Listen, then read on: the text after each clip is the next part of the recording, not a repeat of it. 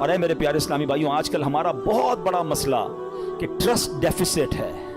ہمیں دنیا والوں پر بھروسہ ہے، ہمیں رب پر بھروسہ نہیں ہے. ہم سب پر بھروسہ کرتے ہیں، ہم رب پر بھروسہ نہیں کرتے. ہماری جو ہے نا اللہ سے دوستی کمزور ہو گئی ہے. ہمیں لگتا ہے نہیں یار یہ مسئلہ کیسے ہے، جب تک یہ بندہ نہیں ملے گا نا، جب تک یہ فون نہیں کرے گا، جب تک اس سے میرا کانٹیکٹ ڈیولپ نہیں ہوگا، میرا کاروبار ہی نہیں بڑھے گا، میرا مسئلہ ہی حل نہیں ہوگا. یہ ہماری بھول ہے.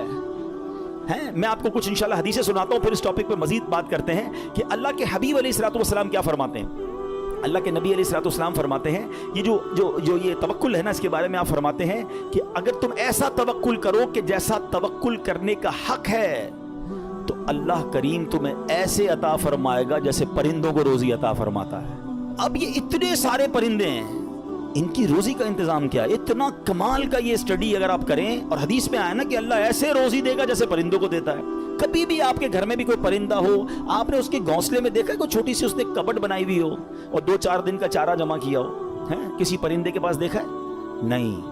اس کا مطلب یہ ہوا کہ 800 ارب پرندے اپروکسیمیٹلی ڈیلی صبح گھر سے نکلتے ہیں، اپنے درختوں سے اڑتے ہیں، اور جب شام واپس آتے ہیں ان سب کو اللہ پاک روزی دے چکا ہوتا ہے.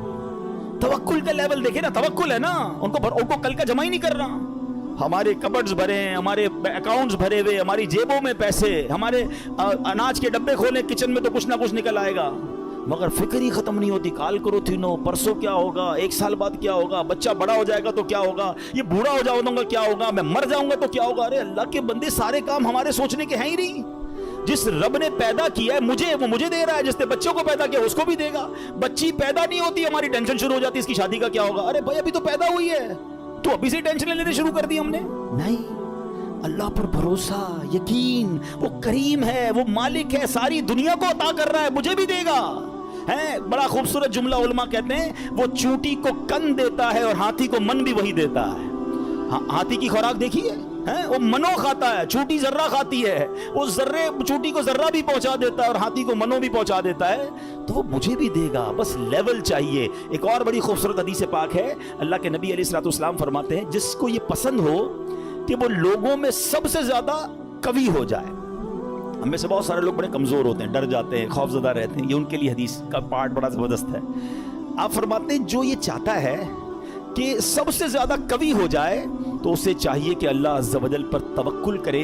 اور جس کو یہ پسند ہو کہ وہ زمانے میں باعزت ہو جائے، اسے چاہیے تقوی اختیار کرے.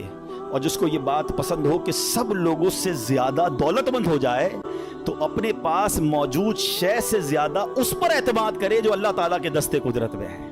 ہم اپنے مال پر بڑا بھروسہ کر رہے ہوتے ہیں، یار بھائی دیکھو پیسے جمع کر لو، مصیبت میں کام آئیں گے. ہاں کوئی بیمار ہو گیا نا تو اچھا ڈاکٹر کر سکو گے. مکہ مدینے جانا ہے نا تو حج کے لیے پیسے چاہیے گے. یہ بھول ہے ہماری. مجھے بتائیے، آپ کے پاس کروڑوں روپے ہیں، آپ دنیا کا بیسٹ ڈاکٹر ہائر کر لیں، بیسٹ ہاسپٹل پہ چلے جائیں، اللہ نے شفا نہیں دینی تو نہیں دینی. ہاں مجھے کووڈ کا زمانہ یاد آ گیا. پیسے کم تھے لوگوں کے پاس، منتیں کر رہے تھے کہ ہاسپٹل میں کمرہ مل جائے، بیسٹ کمرہ لے لیا، سلنڈر لے لیا، بڑی سورسیں لگتی تھی. مجھے یاد ہے اچھی طرح، مجھے دبئی سے کال آئی تھی. بہت اچھے ہمارے دوست ہیں، اللہ نے ان کو بہت نوازا ہے، بہت نوازا. اور مطلب وہ بندہ ایسا ہے کہ پورا ہاسپٹل خرید سکتا ہے. اس نے مجھے فون کیا کہ عبدالحبیب بھائی میرے چچا جو ہیں کووڈ ہو گیا ان کو. اس کو بڑا خوف تھا کراچی میں، پورا کراچی لاک ڈاؤن میں تھا. کہہ رہا یار کچھ کر دیں، جتنے پیسے خرچ ہوتے ہیں بتائیں. ان کو کوئی کمرہ، ان کو کوئی ہاسپٹل میں جگہ نہیں مل رہی ہے، سلنڈر نہیں مل رہا، کچھ کریں. یعنی وہ کروڑ 2 کروڑ 5 کروڑ بھی خرچ کر دیتے. کچھ نہیں ہوا اور 2 سے 3 دن بعد ان کا وصال ہو گیا. کدھر گئے پیسے، کدھر گئی سورس؟ یاد رکھیے گا. اور آپ نے بھی دیکھا ہے، میں نے بھی دیکھا ہے، بندے کے پاس کچھ نہیں ہے، ڈاکٹر کہتے نہیں بچے گا. میں کل ایک مریض سے مل کے آیا ہوں، کبھی کہیں گے تو آپ کو انشاءاللہ یہاں لا کے ان سے بات کرواؤں گا. مجھے کہتے ہیں میری رپورٹ میں نے ڈاکٹر کو دکھائی کہ 3 مہینے ہیں تمہارے پاس، 3 مہینے. کل رات میری ملاقات ہوئی، کہہ رہے اس بات کو 4 سال ہو گئے ہیں. انہوں نے اپنے روحانی علاج کچھ کیا، وظائف پڑھے، مجھے بتایا سارا، انہوں نے پورا سسٹم بتایا. میرا رب چاہے نا، انہوں نے کہا اس کے بعد میں نے کوئی بایوپسی نہیں کرے. لیور کینسر، کہہ رہے تمہیں ٹرانسپلانٹ کرا لو ورنہ 3 مہینے. کہتے نہ میں نے بایوپسی کرائی نہ میں نے کیمو کرائی. مجھے کچھ وظائف ملے، میں نے وہ وظائف کیے. اللہ نے مجھے، آپ کے سامنے بیٹھا میری محفل میں میرا بیان سن رہے تھے، جسے اللہ رکھے اسے کون چکے. تو یہ توکل ہے نا. یہ جو اسباب پر پاگل ہوئے ہیں نا ہم لوگ. اچھا لوگ کہتے ہیں پیسے ہوں گے نا خوش رہیں گے، یہ بھی بے وقوفی ہے. میں اس مسجد میں آیا ہوں, یہاں بہت سارے امیر بیٹھے ہیں, کروڑپتی بھی نظر آ رہے ہیں, شاید ارب پتی بھی ہوں گے. یہ بھی بھول ہے, یہ ہمارے کچھ اسلامی بھائی کو انفیریورٹی کمپلیکس ہوتا ہے, یار پیسے ہوں گے نا تو ذرا خوشی ملے گی. یہ بیوقوفی ہے آپ کی, پیسوں سے خوشی نہیں ملتی. اگر پیسوں سے خوشی ملتی ہوتی نا, دنیا میں کوئی امیر غمزدہ نہ ہوتا. میں آپ کو ایک بڑی عجیب بات کہنے جا رہا ہوں, بڑی تجربے کی بات کہنے جا رہا ہوں. دنیا میں جو ہے نا, ہر کوئی سخی نہیں ہوتا. زندگی کی گاڑی مسائل کے پہیوں پر ہی چلتی ہے. امیر کے دکھ اور ہیں, غریب کے دکھ اور ہیں. ہاں, مشہور آدمی کے دکھ, آپ کو کوئی مشہور لگتا ہے نا, اوئے ہوئے کیا فیم ہے بھائی, جدھر جاتا ہے لوگ جمع ہو, اس سے پوچھو وہ لائف کیسے گزار رہا ہے, اس کی ٹینشن اور ہیں. جس کو کوئی نہیں جانتا اس کی ٹینشن اور ہے. کاروبار کرنا چاہیے جناب, کاروبار میں بڑو مزو ہے. کاروباری کے دکھ اور ہیں, نوکری والے کے دکھ اور ہیں. تو یہ دنیا مسائل کے ساتھ ہی چلے گی. آپ کو اللہ کی رضا پر راضی رہنا ہے. آپ دوسروں کی مسکراہٹ دیکھ کر سمجھتے یہ سب سے زیادہ خوش ہے, کبھی بیٹھو اس سے اس کے دکھ پوچھو, پریشان ہو جاؤ گے. ہمارا تو کام ہی یہی ہے نا, آپ یقین کریں. کبھی کبھی کسی کے گھر جاتے ہیں نا, بڑا بنگلہ, وہ بڑا 15 کروڑ کی گاڑیاں کھڑی ہیں, باہر گارڈ کھڑے ہیں. بندہ بولے بھائی کمال عیش کی زندگی ہے, ڈرائنگ روم میں لے جا کے بولتا حاجی صاحب آپ سے ایک کام ہے, اور کان میں آ کے جب اپنا مسئلہ بتاتا ہے نا, بندہ بولے یار اس سے زیادہ تو میں سخی ہوں یار, اتنی بڑی ٹینشن میں بیچارہ. تو یہ نہ سمجھیں, یہ تو قرآن کا اعلان ہے. ہمیں ٹیسٹ دیا جائے گا, ہمیں آزمایا جائے گا. Be ready for that test. کیا کہتا ہے قرآن؟ وَلَنَبْلُوَنَّكُمْ بِشَيْءٍ مِّنَ الْخَوْفِ وَالْجُوعِ وَنَقْصٍ مِّنَ الْأَمْوَالِ. کمال دیکھیں, رب نے یہ فرمایا ہم تمہیں عنقریب آزمائیں گے. اچھا یہ نہیں کہا کہ آزمائیں گے کسی بھی چیز سے, لسٹ بھی دے دی ہے, کوسچن پیپر ڈکلیئر ہے. وَلَنَبْلُوَنَّكُمْ بِشَيْءٍ مِّنَ الْخَوْفِ, تمہیں خوف آئے گا. کبھی دشمن کا خوف آتا ہے, کبھی بدنامی کا خوف آتا ہے, کبھی لگتا ہے یار یہ چیز خراب ہو جائے گی. والجوعی, تمہیں بھوک لگے گی, تمہارے پیسے کم ہو جائیں گے, غربت آ جائے گی. پھر کیا فرمایا؟ نقص من الاموال, تمہارے مال کم ہو جائیں گے, شپمنٹ خراب ہو جائے گی, کوئی مال لوگے وہ مال بیکار ہو جائے گا, آپ کا آرڈر خراب ہو جائے گا. ہوتا ہے کاروبار میں. پھر کیا فرمایا؟ الانفس والثمرات, تمہاری باڈی میں پرابلم آئے گی, چلتے چلتے بیماری آ جاتی ہے. بندہ کہتا ہے یار کچھ سب چیزیں سیٹ تھی, یہ کیا ہو گیا, یہ کیا نکلا ہے ٹیسٹ کے اندر, یہ تو ہونا تھا. پھر کیا فرمایا؟ والثمرات, تمہارے پھل خراب ہو سکتے ہیں. کیا خوبصورت قرآن نے پہلے سے بتا دیا ہے. مگر اس ٹیسٹ میں جو پاس ہوگا, کیا فرمایا؟ وبشر الصابرین, خوشخبری صبر والوں کے لیے. Be ready for that test. اور اس ٹیسٹ سے جب آپ گزر جاؤ گے نا, پھر کیا فرمایا؟ الذین اذا اصابتهم مصیبہ قالوا انا للہ وانا الیہ راجعون. جب ان پر کوئی مصیبت آتی ہے تو کہتے ہیں اللہ ہی کا مال ہے, اللہ ہی کی طرف لوٹ جانا ہے.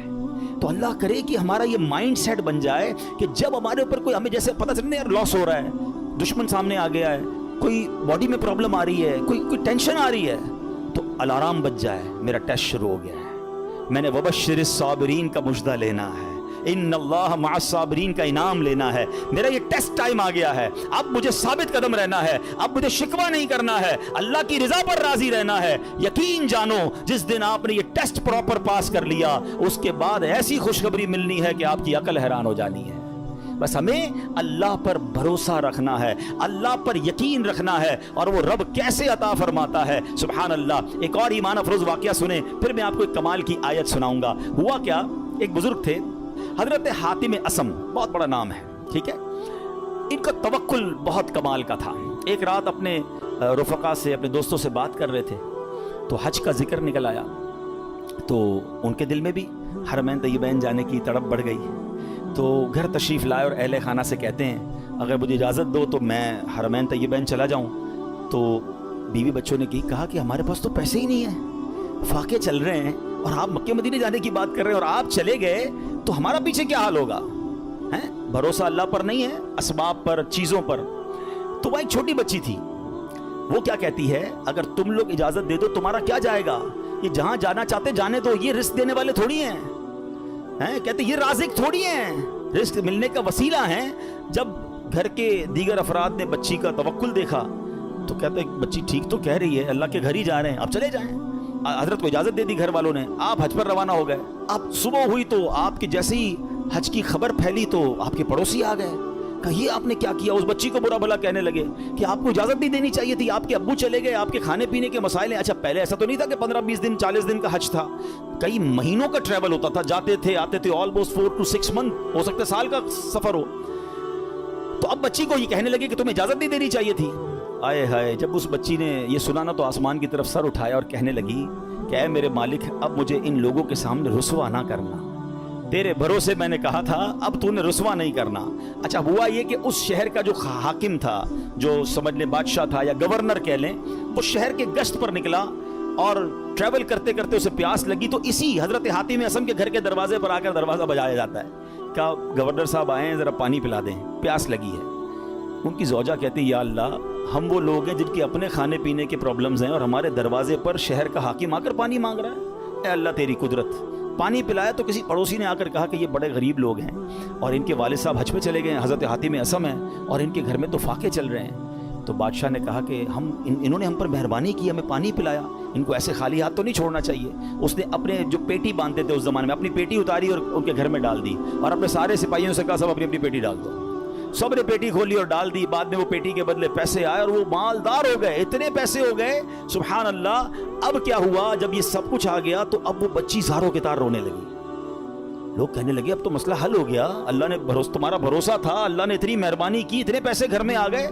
تو بچی کے جملے سنیے گا، وہ کہتی ہے کہ میں تو اس لیے رو رہی ہوں کہ ہم نے کل رات بھوک کے عالم میں گزاری، جب مخلوق نے ہمارے حال پر نظر عنایت کی تو فقر و غربت سے ہمیں غنی کر دیا، فقر و فاقہ ختم، we are now rich۔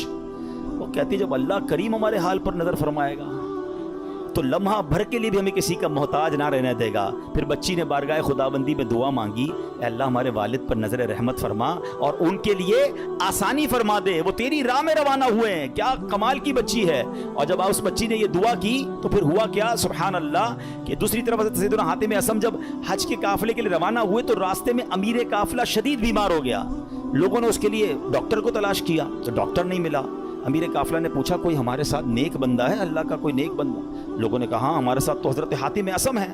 امیر کے پاس آپ گئے، امیر کے لیے دعا کی، اسی وقت اللہ پاک نے وہ تکلیف امیر کی دور کر دی۔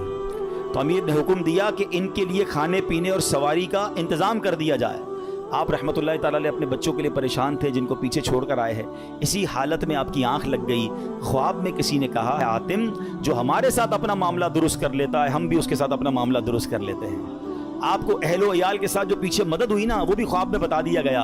حج کے بعد جب واپس تشریف لائے تو بچی گلے لگ کر رونے لگی۔ اس موقع پر وہاں موجود بچوں نے بڑوں سے کہا اللہ پاک اس کی طرف نظر نہیں فرماتا جو عمر کے اعتبار سے بڑا ہو، بلکہ اس کی نظر رحمت تو اس کی طرف متوجہ ہوتی ہے جو اللہ کریم کی زیادہ پہچان رکھتا ہے، زیادہ معرفت رکھتا ہے۔ تو اے میرے پیارے اسلامی بھائیوں، یاد رکھیے اللہ پر بھروسہ ہو تو بگڑے کام سنور جاتے ہیں۔ یہ آج کل لوگ جو حرام کام کی طرف جا رہے ہیں نا، کوئی سود کا کام کر رہا ہے، کوئی رشوت کا کام کر رہا ہے، کوئی جناب کہتا ہے نہیں یار جھوٹ بولے بغیر کاروبار کیسے ہوگا، یہ ایکچولی پرابلم یہ توکل کی کمی ہے۔ آج حرام روزی کا جو بازار گرم ہے نا، اچھا پتہ سب کو ہے کہ میں جھوٹ بول رہا ہوں، پتہ ہے میں ملاوٹ کر رہا ہوں، پتہ ہے میں دھوکہ دے کر پیسے کما رہا ہوں، لیکن جب اس سے پوچھو کیوں کر رہے ہو تو یار کیا کریں، گھر کا خرچہ کیسے چلے گا، مارکیٹ میں سارے ہی جھوٹ بولتے ہیں، میں نہیں بولوں گا تو میرا مال کیسے بکے گا۔ مجھے بتائیے پھر توکل کدھر گیا، پھر بھروسہ کدھر گیا؟ یعنی آپ یہ سمجھتے کہ غلط کر کر ہی پیسے ملیں گے، یہ بھول ہے ہماری۔ یاد رکھیے حرام روزی کے قریب بھی نہ جائیں، یہ وہ غلطی ہے جو ہمارے یہاں بہت بڑی تعداد میں لوگ کر رہے ہیں۔ آپ یقین کریں، آپ اللہ پر بھروسہ رکھیں اور ایک نیت کر لیں آج کچھ بھی ہو جائے میں حرام روزی کے قریب بھی نہیں جاؤں گا۔ پھر دیکھیں آپ کے مسئلے کیسے حل ہوتے ہیں۔ سب سے بڑا پرابلم پتہ ہے کیا ہے؟ ہمارے مسئلے حل نہیں ہو رہے، ہمیں سکون نہیں ملتا ہے، ہماری ٹینشنیں دور نہیں ہوتی ہیں۔ پلیز چیک کیجئے روزی حلال ہے کہ نہیں ہے۔ ایک بار حضرت موسیٰ علیہ نبینا علیہ السلام نے ایک شخص کو دیکھا کہ وہ زارو کتار رو رہا ہے، ہاتھ اٹھا اٹھا کر دعائیں کر رہا ہے، یا اللہ یا اللہ یا اللہ۔ حضرت موسیٰ تو اللہ سے بات کرتے تھے، آپ نے اللہ سے عرض کی مولا یہ اتنی دعائیں کر رہا ہے، اس کی دعا سن لے، اس کی پکار سن لے، اس کا مسئلہ حل کر دے۔ اللہ نے فرمایا اے موسیٰ یہ اتنا روئے کہ روتے روتے مر جائے، یہ اتنے ہاتھ بلند کرے کہ اس کے ہاتھ آسمان تک پہنچ جائیں، تب بھی اس کی دعا قبول نہیں ہونی ہے۔ حضرت موسیٰ نے کہا یا اللہ وجہ کیا ہے؟ فرمایا یہ حرام کھاتا ہے، حرام پہنتا ہے اور اس کے گھر میں حرام مال ہے، خدا را اس سے نکل آئیے۔ ہمت کیجئے، ایک بار آپ بھروسہ کیجئے اللہ پر۔ مجھے اندازہ ہے اس طرح کے بیان ہوتے ہیں نا تو ڈبل مائنڈڈ ہو جاتا ہے بندہ، یار بات ٹھیک ہو رہی ہے مگر پورا امپائر کھڑا ہوا ہے، پوری فیکٹری چل رہی ہے، پورا بزنس ہی سود پہ چل رہا ہے، جھوٹ پہ چل رہا ہے، بہت ساری غلطیاں ہیں، کیسے نکلوں؟ اللہ سے مدد مانگنی ہے، وہ کریم ہے, وہ ضرور مدد فرمائے گا. ایک اور بات سنیے, یہ بعض اوقات فیملی پریشر کی وجہ سے بھی لوگ حرام کی طرف جاتے ہیں, ڈیمانڈیں ختم نہیں ہوتی نا. ایک اور حدیث پاک سنیے, اللہ کرے میری بہنیں سن رہی ہوں, میری مائیں, میری بچیاں سن رہی ہوں, وہ بھی اس حدیث کو سنیں. پیارے آقا علیہ الصلوۃ والسلام نے ارشاد فرمایا, لوگوں پر ایک ایسا زمانہ آئے گا کہ مومن کو اپنا دین بچانے کے لیے ایک پہاڑ سے دوسرے پہاڑ اور ایک غار سے دوسرے غار کی طرف بھاگنا پڑے گا. اس وقت روزی اللہ عز و جل کی ناراضگی کے ذریعے ہی حاصل کی جائے گی, یعنی طریقہ بڑا مشکل ہو جائے گا حلال کمانے کا. پھر جب ایسا زمانہ آئے گا تو آدمی اپنے بیوی بچوں کے ہاتھوں ہلاک ہوگا. اچھا, بیوی بچے نہیں ہوں گے تو والدین کے ہاتھوں ہلاک ہوگا. اگر والدین نہ ہوئے تو رشتہ داروں اور پڑوسیوں کے ہاتھوں ہلاک ہوگا. صحابہ کرام نے عرض کی, حضور وہ کیسے, یعنی بندہ اپنے بیوی بچوں, پڑوسیوں, ماں باپ کے ہاتھوں کیسے ہلاک ہوگا؟ اب سنیے, اللہ کے حبیب علیہ الصلوۃ والسلام فرماتے ہیں, وہ اسے اس کی تنگ دستی پر عار دلائیں گے, اس کی غربت پر اسے شرم دلائیں گے, اور تو اپنے آپ کو ہلاکت میں ڈالنے والے کاموں میں مصروف کر دے گا اور انہی کے ہاتھوں ہلاک ہوگا. یہی کہتے ہیں نا گھر والے, تم نے کمایا ہی کیا, ابھی تک موٹر سائیکل پر ہو ہیں, ابھی تک جناب تم نے گھر کا فرنیچر چینج نہیں کیا, شادی ہو رہی ہے تم نے سونے کا زیور نہیں بنایا. گھر والوں کا پریشر, دوستوں کا پریشر, پڑوسیوں کے تانے. ایک وقت آئے گا کہ بندہ حرام کاموں کی طرف جائے گا اور پھر اللہ کو ناراض کرے گا اور انہی کے ہاتھوں ہلاک ہو جائے گا. یہاں میں آپ سب کو ایک بات عرض کرنا چاہتا ہوں, پلیز ایک بات یاد کر لو, پیسہ زیادہ ہونا کمال نہیں ہے, اچھا مال ہونا کمال ہے. ہمیں ہوتا پتہ کیا ہے کہ آپ بعض اوقات کسی امیر کو دیکھتے ہیں, آپ کو لگتا ہے یار اتنی گاڑیاں, اتنے بنگلے, جناب مزے میں تو یہ ہے, برکت اس میں ہے. نہیں, ایک جملہ آج یاد کر لیں, سب یاد کر لیں, برکت کوانٹٹی میں نہیں ہے, برکت کوالٹی میں ہے. کسی کے پاس اربوں روپے ہیں, حرام کے ہیں, سکون نہیں ہے, سو نہیں پا رہا, بچے بیمار, نافرمان, گناہگار, وہ پیسے کس کام کے ہیں؟ اور کسی کے پاس تھوڑے ہیں مگر حلال کے ہیں, سکون کی نیند آتی ہے, بڑی بیماری سے اللہ نے بچایا, بچے اور فیملی نیکوکار ہیں. بتاؤ کون زیادہ سکون میں, کون برکت والا ہے؟ پلیز حلال کی طرف توجہ رکھیں. ہمارا سب کا ایک ہی مسئلہ ہے کہ اگر ہماری دعائیں قبول ہونا شروع ہو جائیں, ہمارے سارے مسئلے حل ہو جائیں گے. تو دعائیں کیسے قبول ہوں گی؟ ایک سوال کیا گیا پیارے آقا علیہ الصلوۃ والسلام کی بارگاہ میں, حضور, اور سوال کرنے والے عشرہ مبشرہ میں سے صحابی ہیں, حضرت سعد بن ابی وقاص رضی اللہ تعالیٰ عنہ. کوسچن کتنا پیارا ہے, کہتے حضور میں مستجاب الدعوات بننا چاہتا ہوں. مستجاب الدعوات کس کو کہتے ہیں؟ جو دعا مانگے وہ دعا قبول ہو جائے. کون کون بننا چاہتا ہے ہم میں سے؟ آئے ہائے, بس آپ اس کی خوبصورتی سمجھیں. اگر میں اور آپ مستجاب الدعوات بن گئے, سارے پرابلم سالو نا, whatever problem and calamity come towards me, میں دعا کروں گا ختم ہو جائے گی. ایسا ہی ہے نا. اب نبی پاک علیہ الصلوۃ والسلام نے اس بیوٹیفل کوسچن کا آنسر کوئی بہت بڑا نہیں دیا. اللہ کے نبی علیہ الصلوۃ والسلام نے ون لائنر آنسر دیا. آقا نے فرمایا, اے سعد, اپنی غذا پاکیزہ کر لو تو مستجاب الدعوات بن جاؤ گے. ہائے ہائے, واٹ اے بیوٹیفل وے. بس ہمارا نوالا پاکیزہ ہو, ہمارا رزق پاکیزہ ہو. چھوڑ دو ملٹیپلیکیشن کو, یار وہ آگے بڑھ گیا, میرا تو پھر 2000 گز کا بنگلہ کیسے بنے گا, تو V8 کدھر سے لوں گا, تو جناب اتنا ٹریول کیسے ہوگا. یہ سب چھوڑ دیں آپ ہمت رکھیں. اور میں آپ کو ایک اور جملہ آج بتا دیتا ہوں, جس شخص نے حرام کو چھوڑا ہے نا, وہ نیچے نہیں گیا ہے. دوبارہ شروع میں نے کیا کہا تھا, ایک میرا اور آپ کا کیلکولیٹر ہے, ایک رحمت کا کیلکولیٹر ہے. آپ مجھے ایک بات کا جواب دیں. میں نے کئی بار یہ واقعہ بیان کیا, چلو میں اس کو شارٹ کر دیتا ہوں. ایک مبلغ کو ایک بندہ ملا اور کہتا ہے, جناب میں آپ کا بیان سنا اور مجھے ذہن بن گیا حرام چھوڑنے کا. یورپ کی بات ہے. وہ کہتے ہیں میرے اسٹور پہ شراب بکتی ہے, اور بھی سامان بیچتا ہوں, لیکن شراب بھی بیچتا ہوں. میں شراب بیچنا چھوڑوں گا, پیسے ہی پورے نہیں ہوں گے, کرایہ ہی نہیں نکلے گا, بچوں کا کیا ہوگا. تو اس مبلغ نے اس بندے کو یہ کہا, جو میں آپ سب کو اور میرے ویورز کو بھی کہنا چاہتا ہوں, کہ یار ایک بات بتاؤ, تم حرام کما رہے ہو؟ کہتا ہے ہاں. اللہ دے رہا ہے, روزی مل رہی ہے؟ کہا مل رہی ہے. تم حلال کماؤ گے تو کیا وہ روزی بند کر دے گا؟ مجھے بتائیں نا, رزق دینے والا کون ہے, رازق کون ہے؟